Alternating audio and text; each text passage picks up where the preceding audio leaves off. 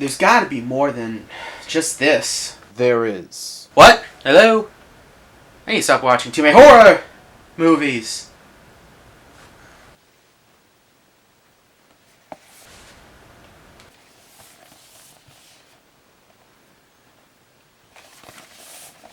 I guess there is more. You just need to know where to look.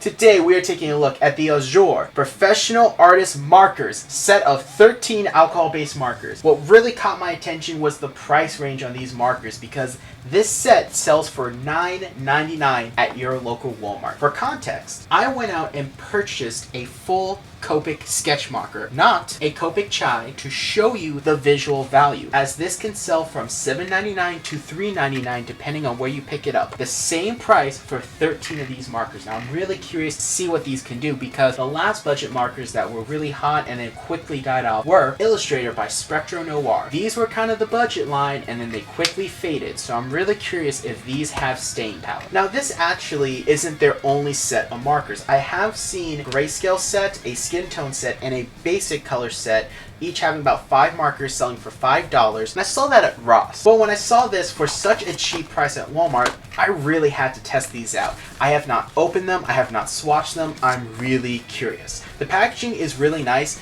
and this is by Royal and Long Nickel. Very interesting company name.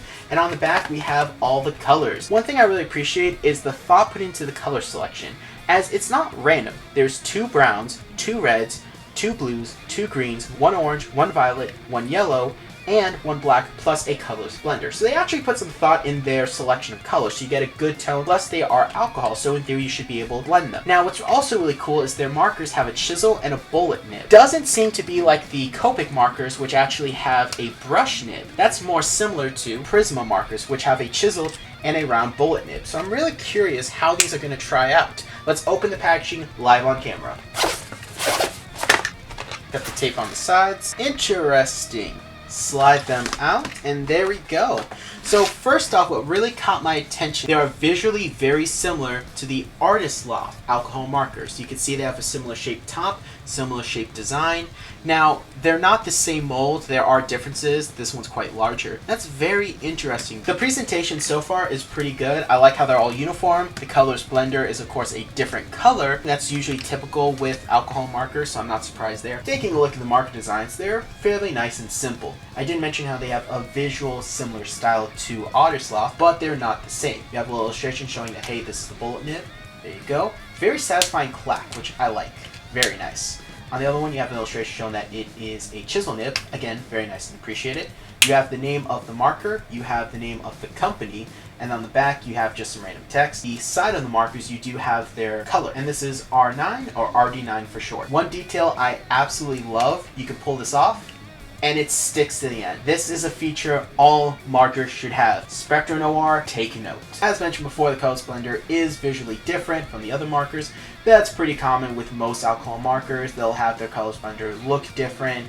Usually not this extreme, as it's a completely different shade of plastic. So that's interesting. And then on its label, it's blender, but bro for short, which is pretty interesting because I don't understand how bro is short for blender. All right, I like the selection of colors. I think that's really good.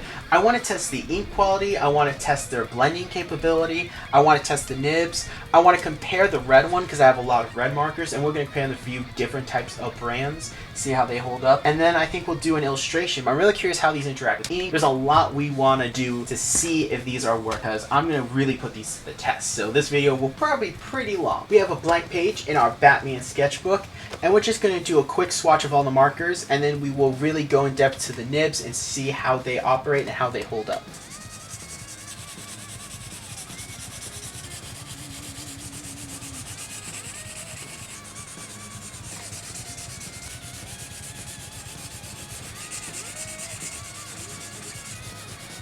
Now we just test the ink, and I have to say I'm not very impressed so far. I don't get a lot of blending, I'm not seeing a lot of smoothness, there's definitely a lot of streaks, and on top of that, the colors do not match the markers very well. Now, I'm not going to be too too heavy about that because there are some legitimately good marker companies that do have trouble matching them, and that is difficult, so I'm not going to hold that too much against it. But the problem is the ink quality doesn't feel that good. It feels almost like Crayola markers. I'm not really getting a lot of the feel that normal alcohol markers have. But we're going to do some more tests. This was a comparison shot that took way too long. I went through my collection of over 50 Prisma markers to color match these as close as I could. I was really curious to see what's the closest I could get with the high-end Prisma markers compared to Azul markers. Azul's on top, Prisma's on the bottom. Let's go with the comparison. PM4 was the closest I could get to the RD9 that includes the Azul set. Now, I will say that it is much lighter, but you could layer it, and that was the closest red I could find to the RD9. I also had the same problem trying to match their Orange 4, the closest being PM16. Yellow 11 was interesting because the closest ones I found were both PM18 and PM19. And that's because if you combine the two colors and start blending them, you could recreate the color. One was too dark and one was too light. The closest I could get to for green 1 was PM27. PM27 is way too light, but that was the closest green I had. And again, you could layer it to get the same color effect. Green 6 and PM28 are almost exactly the same color. The only difference being that P28 is a little lighter, but again, you could layer. Blue 10 and PB39 are pretty much identical. I was really happy with this one. I can't say the same for Blue 12 and PM42. Blue 12 is too dark, but again, you can do the layering with the Prisma, so those were the closest I could get. Violet 16 and PM50 are very close, but Violet 16 is just a little darker. Red 10 and PM169 are almost identical. Even on camera, they still look the exact same, so I was really happy with that. Brown 5 and PM95, this was the closest I can get, and they are very, very different. In fact, they are the most extreme difference between the two. I just could not find a brown that matched it at all. Not even layering could really get the same color. It's much darker for the brown 5, and on top of that, it has much more of a leathery pigment to it, opposed to the more skin tone PM95. Brown 11 and PM61 are very close. However, I will admit that brown 11 is way more of a black than the PM61, which is way more of a dark brown. And lastly, black 1 and PM98. Both are almost the exact same shade of black. I did notice that 98 is just a little darker in person. On camera, they look the same. And these are the Prismas that closely match the Azure color set that you get with the 13 pack. I didn't do the colors blender because there was no point. They're both colors blenders. And for some reason, if you have a lot of Prismas and you really want to use the color scheme of Azure, there's your numbers that you can use. That was the closest I can match. And I have to say that the differences between them were pretty interesting. I noticed on average that the Prismas were actually a little lighter than the actual Azure ones when there was a color difference. And if there wasn't, they were pretty much a exact same. So we're going to test our nibs next. So here's a blank page, and I plan on using our bullet nib first, or rounded nib. And I will say I do like how these snap on the back. I have a few markers that they don't do that, and it's very frustrating. Now, as you can see, the nib itself actually isn't too bad. It's a normal bullet nib. I do like it. Very little flex. Again, you're seeing the problem I have with the ink is that when I laid it down before, it was very streaky. Here it's not too bad, but there's still a few streaks. Luckily, you can blend that out. So they put a second layer, made it a little darker, fixed all that, which is nice. Let's draw something real quick with a little micron.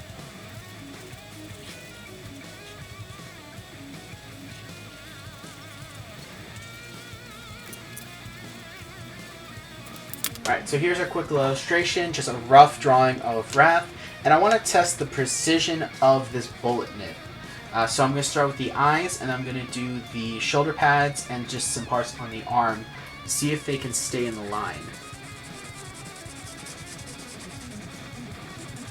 So far, yes. Very good. So we got good control. I like that. Because one thing you don't want is the messiness that can come with that. Now, if you remember, we did test some markers before that did have some really bad nibs, and they were very difficult to actually control. Not so much. Very easy to control. You have a few instances where I went outside the line. That's because my lines are a little thin here. So far, I feel like I have very good control right now, and that's good. It seems like with these markers, you really want to draw, or at least color, very close together like this. As the farther you go, you're going to get those ugly streaks that we had on our previous page that we didn't like. Also noticing that we're having some areas of bleeding with the ink. So right here, we have an area where this marker pulled the black pigment of our ink. I don't like, but to be fair, we just drew it and we didn't give it time to dry. Let's try the Chiseled Nib now. Very nice. Very nice. I actually like this. It's normal chisel nib. I have never been a huge fan of chisel nibs. If I could have my way, I would actually have a brush nib and then have a bullet nib, because those are my preferred preference. But it's not a bad one. I actually think this is a pretty good chisel nib. You can get some good line variants. So far, the nibs honestly aren't that bad. I have to say I'm really happy with them. I'm really curious to see how these markers are going to react to ink that has had time to dry. Since I just drew this real quick and filled it in, obviously the ink was still wet and it interacted with it. But I drew this yesterday, leaving myself a blank page for our color test and the page behind this for everything else. But this has had time to dry, and I'm going to use yellow and blue, specifically the dark blue, because these are going to be two very different colors with different pigments and different brightness levels that will react to the ink differently. Yellow shows much more, and this shade of blue would not show as much. So let's test that, and we're just going to go over the area and see if it pulls the ink. We got some ink streaks, which is not good. Let's try the blue. It shouldn't show as much, and I have to admit, I'm impressed that there isn't that much bleeding, so that's good considering, again, it is yellow. It's a very light pigment color. Let's try our royal blue, as I like to call it. We have no bleeding. Now, I don't know if that's because the blue, since it's darker, it's hiding it more, but there wasn't any that I can see. There's a little bit in the yellow, but again, it's a lighter pigment, so that's why I chose these for our tests. Now, I mentioned how the colors did not match the markers, and I'm not too mad at that, but we do need to identify and address the colors on paper. First off, red 9 actually isn't too bad. I think it looks fine. Orange 4, not a bad shade of orange, though there is some streaking. Yellow 11, same thing. Green one's not bad, a little streaking, but I did notice that when we worked the markers closer together, that reduced it. Green 6 looks really good. I like this shade of green. Blue 10 looks really nice. I love this sky blue. It looks phenomenal. Blue 12 honestly looks pretty good. I'm very happy with how it looks, and I like to call this royal blue. Violet 16 has very little streaking in it, and I like when you layer it, the darker pigment show through, and this is a really nice violet. Red 10 is more of a burgundy, but it's not a bad red. I just wish there was a brighter red in the set. Brown 5 isn't bad. It is poop color, and I'm not going to complain about it. Brown 11 is a nice leather brown. In fact, I could see this being used for leather straps on like swords or armor. Black 1 isn't too bad, though personally I think this is more of a 90 or 95% than an actual 100% true black. And of course, the colorless blender that you can't see, white like paper. Yay. So the next test I want to do with this marker is actually compare this to some other markers I have. Now, I chose red because I mostly have red markers, a few different types. We have Copic, Copic-Chow, Prisma, and Illustrated by Spectre-Noir. So I think that's going to be our best marker to compare our ink qualities to. Now, I mentioned before how this honestly feels more like a Crayola marker. The more I'm messing with it, I'm seeing more of the alcohol property. Next is going to be our Copic-Chow, normal Copic, Illustrated by Spectre-Noir, and lastly Prisma. I chose these reds because they were as close as I could get with what I had, and I have to say, when putting them all together, they actually hold up pretty well. It really does feel like it can blend well with the Prisma, Copics, and so forth. However, and this is the important part, and the part that's difficult to communicate on film, is that while the nibs are okay and the ink quality is okay, they feel like I'm drawing with a Crayola marker. That's weird because I am getting results that I do enjoy. I feel like I'm going to get a result similar to using a Prisma or Spectre-Noir. It does not feel that way. It feels like a cheap marker. That is a very strange thing and a difficult thing to communicate on film. Next is going to be our blending test. We're going to do quite a few to see what we can do. If these fail that test, I have to say that the rating on them will be automatically 0, as they are marketed as professional alcohol-based markers. And as you know, alcohol markers blend. It cannot do this, then they automatically fail. Okay, not a lot of blending actually, which is not good. That's not good. Okay, a little better. So I kind of had to go against my instincts, which was to lay a light one and then go dark. Here I had to go dark then light. I want to use the colors blender to see what kind of results we get. It's working, but I'm noticing some streaking and some weird particle effects. Let's get a zoom in on that. Very interesting effect, and the marker doesn't have any red on it. Kind of weird, because you think it would blend more. Kind of works, but I'm not feeling like I'm getting a lot of blending. A lot of streaking, some weird particle effects. They are technically blending, but not very well. And again, when I go over this with the colors blender, I'm seeing a weird particle effect. I'm getting some ugly streaks. This time we did see a little bit of the color come off on our colors blender, which shows they are blending, but on the red it didn't do that, so it's interesting that it did with the green. Okay, there's a little bit of what I was talking about, it doesn't feel as natural and organic like I was going for. And on top of that, I really had to work at it.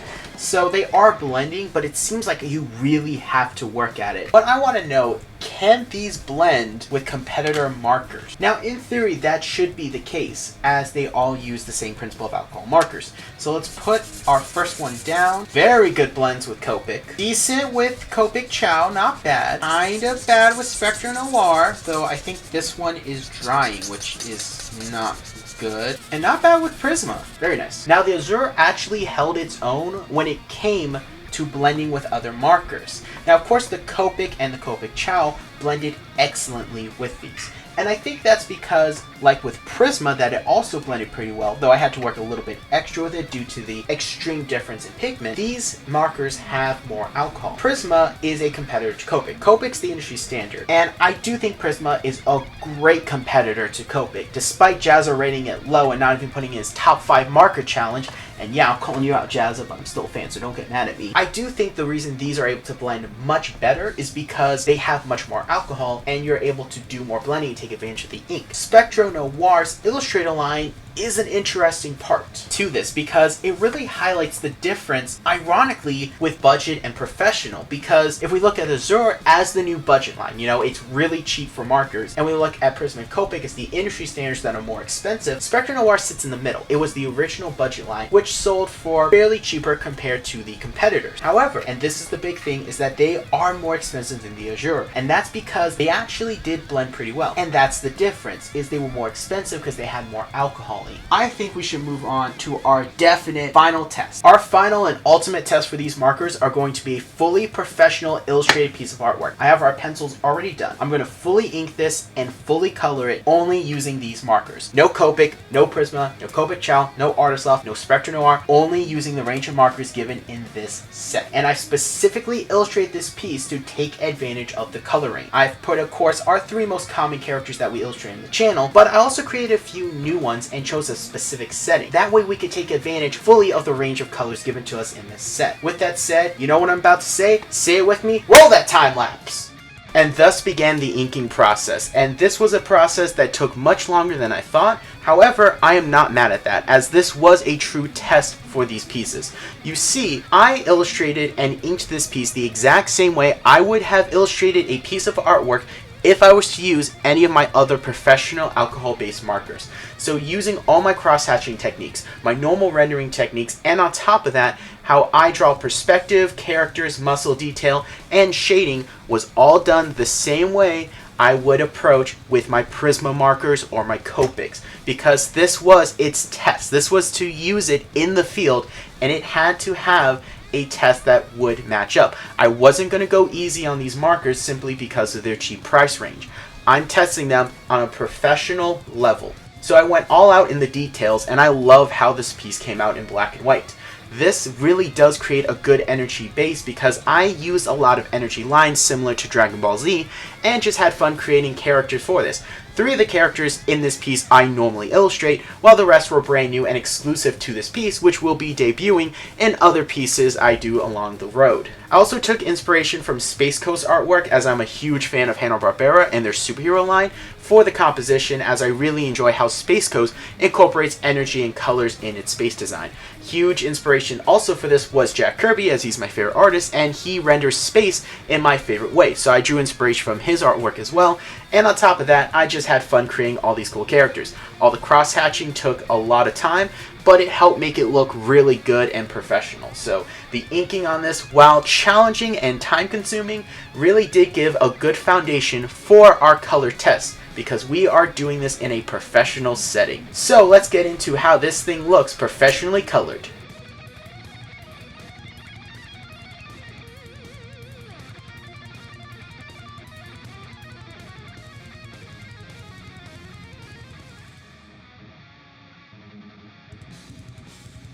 And thus began the coloring for this piece, and it took quite a bit of time and was a huge challenge. Many of the characters I illustrate don't have a set color scheme because I, well, illustrate them in black and white. However, I knew that Wrath was going to be red, so I started with him, and I already knew that I wanted the script to be green, so I moved on to him, and I wanted that robot pyramid dude to be yellow. So I moved on to there and slowly started to get all the colors laid out. I wanted to make sure the composition was well balanced, but was very bright and colorful and had a lot of contrast in corners, using a bit of a triangle method, having the color converge in a weird triangle-like motion in some way through small highlights, major parts, or small other parts in the background. It was a fun challenge to do, and I really enjoyed the coloring process. The Bristol board took these alcohol markers amazingly, much better than my actual drawing sketchbook, so that was really good and a surprise because it helped make that experience better.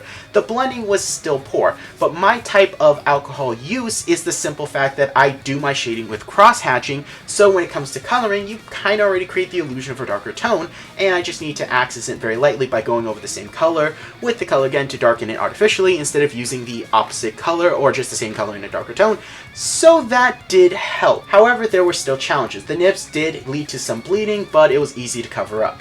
I used a white gel pen to actually cover up those bleeds. On top of that, the only two major areas I had problems with were actually the little pyramid robot. The fact that he was yellow meant that he bleed very easily, and the black mixed with that yellow, which was very bad. Super bad, so I did not want that. When it came to coloring Pado's skin color, that was a huge problem. I tried to get a good skin color of what I had, and eventually I just had to give up and use my actual Copic one. So I did cheat, but I only used one marker for that. On top of that, I was also debating for the background, and I said, you know what, I'll just use the black one included, so it's a slightly different black from the actual inking one, and it would create a nice solid base. In fact, that black marker became my favorite in this entire set. There were definitely some major challenges, and I wish I could have used way more blending, but overall, I have to say that the coloring experience itself for this piece was quite enjoyable, and the only limitation being the fact that, well, I wanted a gray for Padro's sweatshirt, and on top of that, the skin color, which I left last to really try and figure out. So definitely a huge pain in the butt when it came to those areas, but for everything else, it came out really well, and I thoroughly did enjoy this process, so I can't hark on it too much.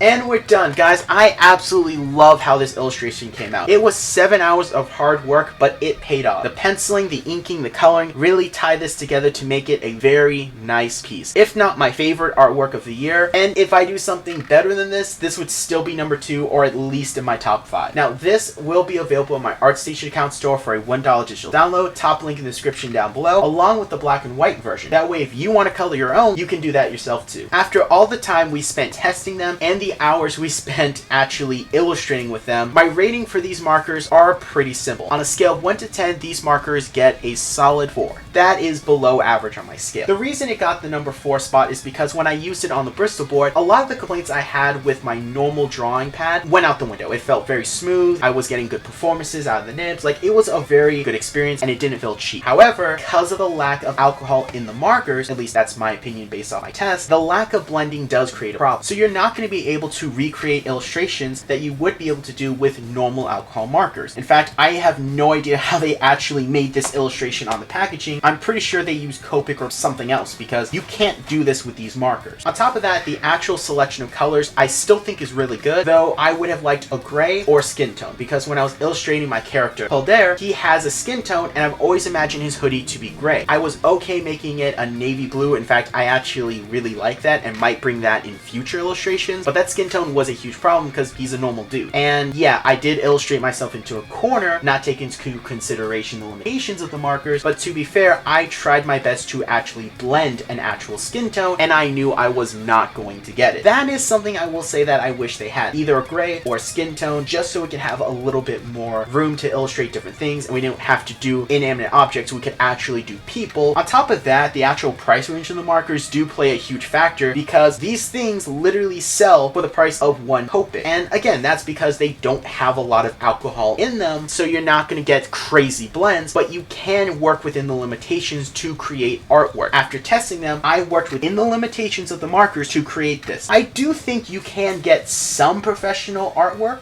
out of this, but getting professional illustration that uses alcohol blending techniques, that's actually taking full advantage of the alcohol, yeah, forget that. You're not going to get that. But hopefully this video will show you all the limitations that you do get with these markers, and you'll be able to work within them, which is what I did. I think these are perfect for little kids. Kids trying to get into artwork, but obviously don't have money to do it. I think that art is super important to a child's development. It helps their creativity, and it's super important in life in general. On top of that, is thrown out the window incredibly quick because it is a visual language when we as a society focus on a written language. You can give them to a kid as a good entry level to get into using alcohol markers, and that can eventually build a love for going after Prisma, Copic, or preferably a cheaper brand that gives you a little more better results, and on top of that, more color selection, so you could go like a HUL or the other generic ones that you can see on Amazon. Now, if I was to rate this solely from the professional point of view, excluding the entry level for kids angle, these would rate as a 1. There are far better options out there, and they are way too limiting for professional use. That's the professional rating, but my overall rating is still a number 4 because of that angle. I think these markers would shine in. But with that said, I want to know what your guys' opinions are. Have you used these markers before? Do you like them? Do you hate them? Do you agree with my decision? And on top of that, let me know what you guys think of the illustration. It's still probably going to be my favorite at the end of the year. We'll do a top 10 illustrations at the end of the year to see what we can do and see what your guys' opinions are as well. With that said, leave a like on the video, subscribe to the channel for more art-based content animation, and remember, I'm J-Rod at BATTLEBRAWLERproductions. I draw with power and my own soul. And I also deal with alcohol markers. A lot of alcohol markers. Some may say I have a problem.